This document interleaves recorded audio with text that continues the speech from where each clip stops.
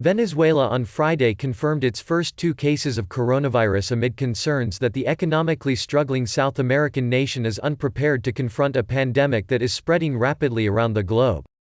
"We are declaring a state of alarm," President Nicolas Maduro said in a televised appearance Friday night, urging Venezuelans to take precautionary measures and asking those over 65 to stay inside.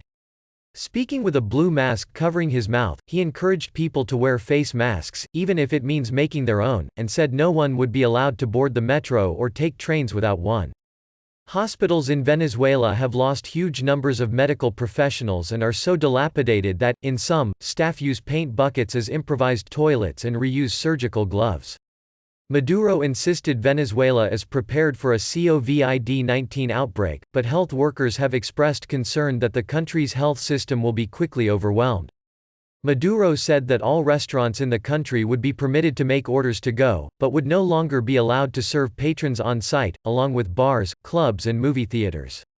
He added that he was evaluating whether or not to suspend work. Earlier in the week, he suspended flights from Europe and Colombia and said public gatherings would be cancelled. Vice President Delcy Rodriguez said earlier Friday that schools will be closed as of Monday. Rodriguez said the 2 people with confirmed cases of COVID-19 had arrived from Spain and had been placed in quarantine.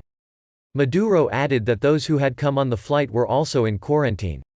Earlier in the day, shoppers flocked to pharmacies in search of hygiene products such as alcohol to sanitize hands, which is a struggle due to lack of running water that has resulted from the decay of public services. "People in Venezuela are accustomed to crisis situations, we move quickly in reaction to anything that happens," said Juan Silva, 23, a chef who shopping at a Caracas pharmacy for soap and hand gel.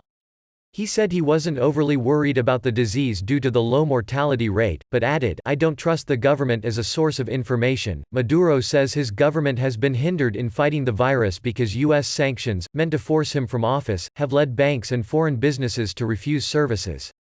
The Pan American Health Organization said last week it would be prioritizing Haiti, Venezuela and a handful of other Central and South American countries who have challenges to their health systems. Hania Salazar, head of the Nurses Association for the western state of Zulia, said hospitals are not even guaranteeing that employees will have access to face masks. Interior Ministry Nestor Riveral on Friday said the government would provide border control authorities with face masks, gloves and thermometers, without mentioning supplies for citizens and hospitals.